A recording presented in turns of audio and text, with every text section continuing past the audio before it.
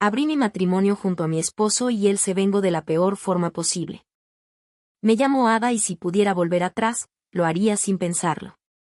No para cambiar el curso del destino, no para evitar las conversaciones difíciles o las decisiones importantes, sino para detenerme justo antes de decir aquellas palabras que creí que eran una muestra de madurez y confianza.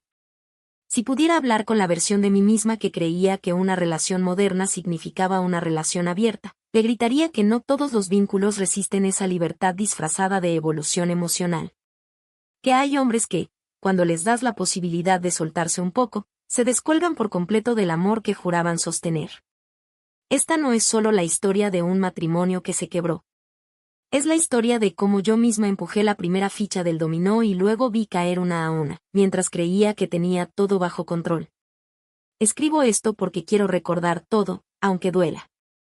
Quiero revivir cada detalle aunque me queme por dentro, porque eso es lo que me merezco.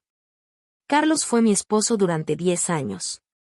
Compartimos lo mejor y lo peor, la juventud confusa, los trabajos inestables, los primeros viajes, el alquiler de un departamento pequeño pero lleno de promesas. Nunca imaginé que terminaríamos tan lejos emocionalmente uno del otro, tan rotos, tan convertidos en extraños. Y menos aún, que sería yo quien abriría la puerta para que él tomara la peor decisión de su vida, una decisión que no solo me hirió sino que desarmó todo lo que éramos. Es difícil contar cómo llegamos hasta ahí, pero si voy a empezar de nuevo, que sea desde el principio. Mi historia con Carlos comenzó como comienzan esas relaciones que una nunca se imagina que van a terminar mal. Yo no era de las que soñaban con cuentos de hadas ni con finales felices, pero cuando lo conocí a él, fue como si todos los estereotipos románticos hubieran cobrado vida de golpe. Tenía esa sonrisa fácil, esa manera de mirar que hacía sentir importante hasta al más invisible. Y un sentido del humor que encajaba con el mío como dos piezas que por fin se encontraban después de haber estado separadas toda la vida. Nos conocimos por casualidad, si es que se le puede llamar casualidad a terminar en la misma mesa en una reunión de conocidos que ninguno de los dos quería atender. Yo estaba harta de las citas, de la rutina, de mi trabajo, de todo. Y él simplemente apareció, se sentó a mi lado con una copa de vino en la mano y empezó a hablar. Fue así de simple. Y así de definitivo. No hubo fuegos artificiales ni música de fondo, pero hubo algo más real, más contundente. Me acuerdo de cómo me reí ese primer día. Hacía meses que no me reía de verdad, de esas carcajadas que se escapan sin permiso, que te aflojan los hombros y te hacen olvidar que la vida pesa. Carlos fue eso al principio, ligereza. Y yo me aferré a esa sensación con la intensidad de alguien que venía arrastrando muchas cargas. Las primeras salidas fueron tranquilas, sin presiones, con una complicidad que fue creciendo sin que nos diéramos cuenta. Me gustaba su calma, su forma de escucharme, de detenerse en detalles que otros ni notaban. Me hacía sentir vista, no admirada ni deseada como un objeto, sino realmente vista. Y yo no supe cuánto necesitaba eso hasta que él me lo ofreció sin condiciones. Pasaron los meses y la relación se volvió más seria, pero no hubo un momento exacto donde algo cambiara. Fue progresivo, como si nuestras vidas se fueran trenzando solas. Cuando quise darme cuenta, ya pasábamos fines de semana enteros juntos, hablábamos de cosas que iban más allá de lo superficial, y me encontraba pensando en él en momentos en los que antes solo pensaba en mí. Carlos me ayudó a salir de mi propio centro. Me hizo mirar más allá, me dio paz sin pedirla de vuelta. Y yo me enamoré. Me enamoré con esa mezcla de certeza y vértigo que solo se siente una vez en la vida, esa sensación de estar cayendo pero sabiendo que vas a aterrizar en un lugar seguro. En ese entonces, yo no podía imaginar que la misma persona que me dio esa sensación iba a ser la misma que, años más tarde, me dejaría completamente rota. Carlos no era el tipo de persona que soñara con una boda. Yo tampoco. Pero llegó un momento en que nos dimos cuenta de que la gente nos llamaba esposos sin que lo fuéramos, y cuando lo conversamos, ambos supimos que casarnos no era una imposición, sino un acto que sellaba algo que ya era nuestro desde hacía mucho tiempo. Nos casamos en una ceremonia pequeña, con unos pocos amigos cercanos y familia. Sin protocolos exagerados, sin padrinos ni lanzamientos de ramo. Solo nosotros, con una promesa tácita de que seguiríamos eligiéndonos día tras día. Los primeros años fueron de mucho crecimiento. Compartimos todo, trabajo, viajes, mudanzas, frustraciones, pequeñas alegrías. Aprendí que el amor también tenía caras incómodas, como los silencios después de una pelea o las rutinas que desgastaban, pero siempre encontramos forma de volver a nosotros. Hubo noches de insomnio por preocupaciones laborales, hubo discusiones sobre dinero o decisiones importantes, pero nunca pasamos más de un día sin abrazarnos. Éramos, como me gustaba decir, un matrimonio imperfecto pero fuerte. No fue hasta nuestro 7º aniversario que comenzamos a sentir un cambio. No uno brusco, sino lento y disimulado. El deseo bajó su intensidad. La rutina se volvió más mecánica. No porque no nos amáramos, sino porque empezamos a perder de vista la importancia de mirarnos con otros ojos. Yo me enfocaba demasiado en mis proyectos personales, él se perdía en su mundo de trabajo. Nos cruzábamos más que convivíamos. Pero en lugar de hablarlo, lo ignorábamos. Y eso, más que cualquier otra cosa, fue la grieta silenciosa. Pasaron casi 2 años en ese modo automático. Había cariño, sí, pero las caricias se volvieron menos frecuentes. Hacíamos planes pero sin ilusión. Reíamos, pero sin la misma chispa. A veces nos preguntábamos si era normal, si después de tanto tiempo eso le pasaba a todo el mundo.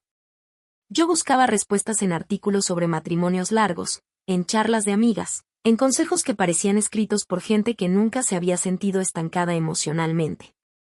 La respuesta que más me resonó fue una que decía, a veces no es falta de amor, es falta de novedad.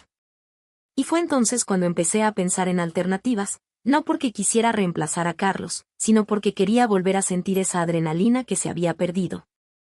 En vez de enfrentar el problema de raíz, busqué una forma superficial de anestesiarlo. La primera vez que se me cruzó por la mente la idea de abrir la relación fue después de una charla con una compañera de yoga.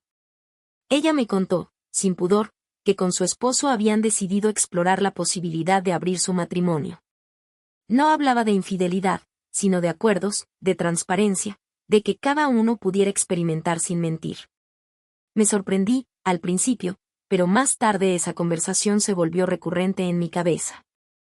Empecé a investigar sobre parejas abiertas, relaciones no monógamas, leí testimonios, opiniones, experiencias buenas y malas. Lo veía como una forma moderna de salvar algo que no queríamos perder. Tardé semanas en reunir el valor para planteárselo a Carlos. Pensé que se enojaría, que lo tomaría como un rechazo. Pero para mi sorpresa, no lo hizo. Se quedó en silencio, procesando. Me preguntó si había alguien más. Le dije que no era eso, que era más bien una necesidad de aire nuevo. No discutimos. Hablamos con respeto, con cuidado, como si estuviéramos firmando un contrato emocional del que ninguno sabía bien cómo saldría. Y fue así como lentamente comenzamos a abrir la puerta a algo que ni siquiera comprendíamos del todo. Los primeros acuerdos eran simples, nada de gente cercana, todo con discreción, nada de involucrarse emocionalmente. Reglas básicas que, en teoría, nos darían seguridad. Carlos no mostró demasiado entusiasmo, pero tampoco rechazo. A veces creo que lo hizo solo por mí, para demostrar que confiaba en mí o que no quería perderme. Yo fui la primera en probar. Salí con alguien que conocí por una app, una cita inocente que terminó en una noche de adrenalina contenida. No me sentí culpable, pero tampoco plena. Era raro. Distinto. No sabía si eso me alejaba o me acercaba a Carlos, pero me sentía viva. Con el tiempo, repetí algunas salidas. Él no preguntaba, y yo no ofrecía demasiada información. Pensaba que mientras todo estuviera dentro de los límites, no habría consecuencias. Me equivoqué. Carlos comenzó a cambiar sutilmente. Se volvió más callado, más ausente. A veces se iba sin avisar, volvía más tarde de lo habitual. Pensé que era parte del proceso, que él también estaba probando. Lo asumí como algo natural. Lo que no imaginé fue lo que realmente estaba gestando. Yo seguía creyendo que lo que hacíamos era por nuestro bien. Me sentía más libre, sí, pero también más desconectada. Pero dentro de mí empezaron a gestarse emociones que no me atrevía a verbalizar. Sentí celos sin razón, sentí ansiedad, me preocupaba cada vez que Carlos salía solo. Me sorprendía a mí misma revisando sus camisas por si traían un perfume diferente, o queriendo escuchar su tono de voz por si le notaba distinto. Esa libertad que yo había propuesto empezó a encerrarme en una jaula invisible. Pensaba en cómo lo verían otras mujeres, cómo lo tocarían, cómo él tal vez fingiría que no era casado. Cada noche, al cerrar los ojos, me preguntaba si había cometido el peor error de mi vida. No me atrevía a confesarle mis dudas. Había algo en su manera de moverse, de hablar, que se sentía distinta. No eran grandes cambios, eran pequeños detalles, sonrisas que no eran para mí, silencios que no estaban antes, respuestas que llegaban con segundos de demora. Empecé a notar que ya no se sentaba en el sofá conmigo, sino que prefería quedarse en la cocina con el teléfono. Tenía conversaciones con gente que yo no conocía, nombres que nunca había oído. Yo intentaba convencerme de que todo era parte de nuestra nueva dinámica, de que era normal. Me hablaba con frialdad y luego, como si nada, me abrazaba con ternura. Esa contradicción me desgastaba. Me quitaba el sueño. Una noche decidí preguntarle si quería cerrar la relación, pero me dijo que no tenía sentido volver atrás, que debíamos mantenernos firmes con nuestra decisión. Me lo dijo con una mirada que no me buscaba, como si ya hubiese tomado la decisión de no volver a lo que teníamos. Yo asentí, sin fuerza, sin creer del todo en mis palabras. Me sentí sola en mi propia casa. Volví a acostarme con él, pero su cuerpo no me respondía igual, su piel no vibraba con la mía como antes. Teníamos intimidad, pero yo ya no lo sentía en mí. Era otra cosa. Un acto mecánico. Casi vacío. La confusión crecía y se disfrazaba de tolerancia. Cada día sentía que perdía algo, que me despegaba un poco más de mi propia identidad. Ya no sabía qué queríamos. Ni siquiera sabía si todavía estábamos en pareja o si simplemente compartíamos la misma dirección. Me costaba imaginar un futuro juntos. Nos estábamos alejando y yo no sabía cómo detenerlo. Llegué a casa más temprano de lo normal aquella tarde. Había salido antes del trabajo porque no me sentía bien, tenía un nudo en el estómago desde la mañana. Algo en mí me empujaba a regresar. Caminé desde la estación con la mente en blanco, con esa sensación de que algo estaba por romperse, pero sin saber qué. Entré en silencio, sin hacer ruido con las llaves. Desde el pasillo pude escuchar música. Una canción suave, de esas que uno no pone por casualidad. Mi corazón empezó a latir con fuerza. Dejé la cartera en la entrada, deslicé los zapatos y avancé hacia el comedor. Desde ahí, podía ver la luz encendida del cuarto. La puerta entreabierta, el aroma a perfume que no era mío, la risa de mujeres. 3 voces. No sabía sus nombres, pero no necesitaba saberlos. La imagen me golpeó con violencia.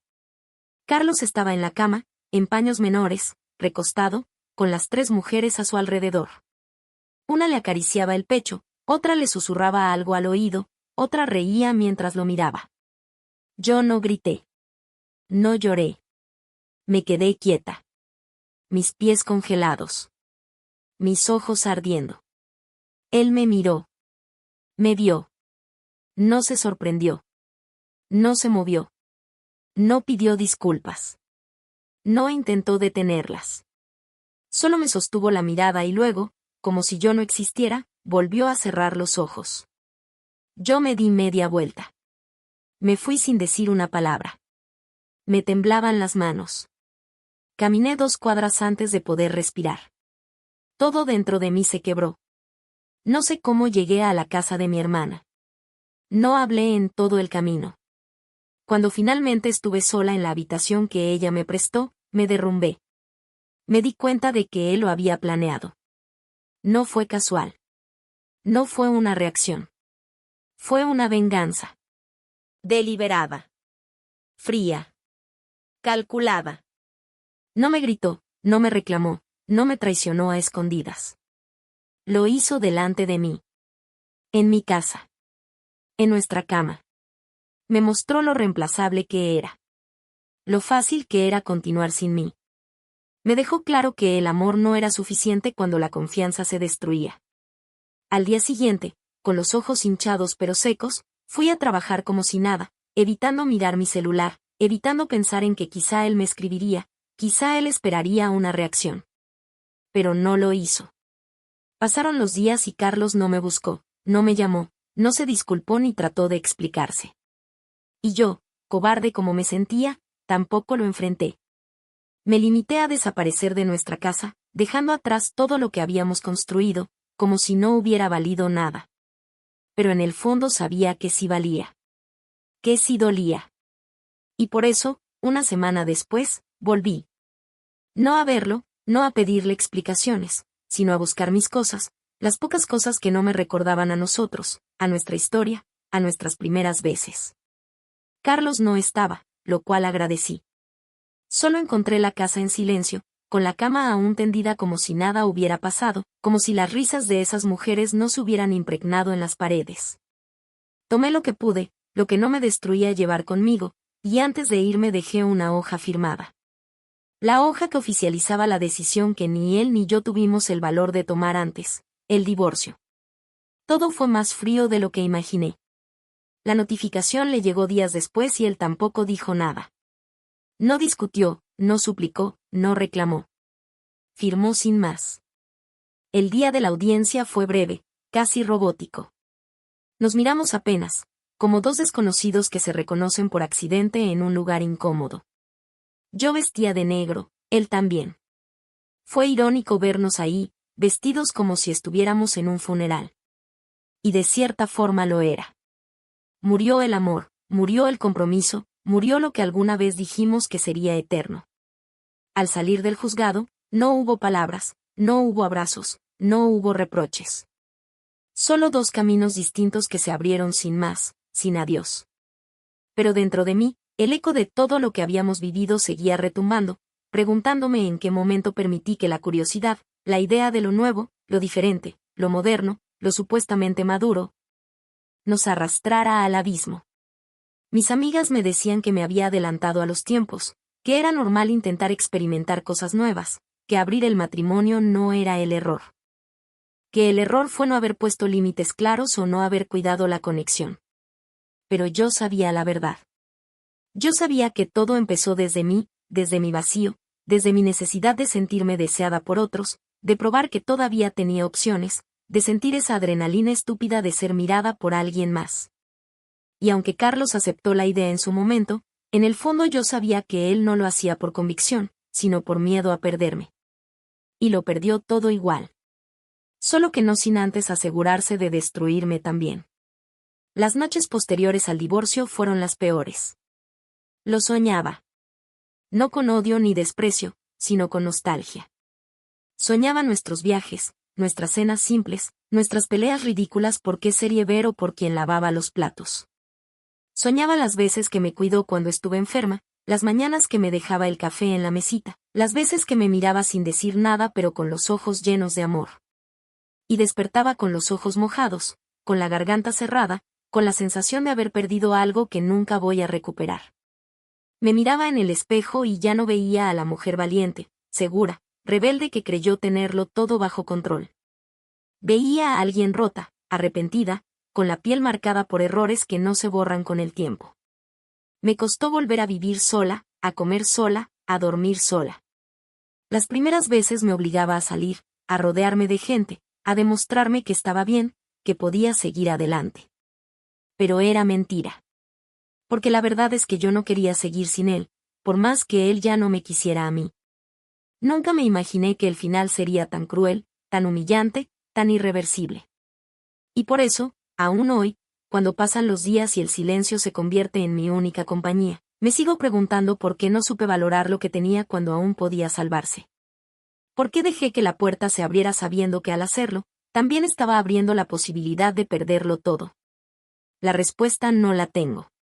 Pero el peso de esa pregunta me acompaña cada día, como un castigo silencioso del que no voy a poder escapar. Una tarde, mientras estaba en una cafetería del centro, escuché sin querer una conversación en la mesa de al lado. Dos chicas hablaban bajito, una le decía a la otra que no podía creer que Carlos fuera a ser papá, que la chica era joven pero decidida, que todo había pasado durante el tema de la relación abierta que tuvo con su ex. Sentí un temblor recorrerme entera, como si mi cuerpo hubiese reconocido su nombre antes que mi cabeza. Carlos. Papá. Producto de la relación abierta.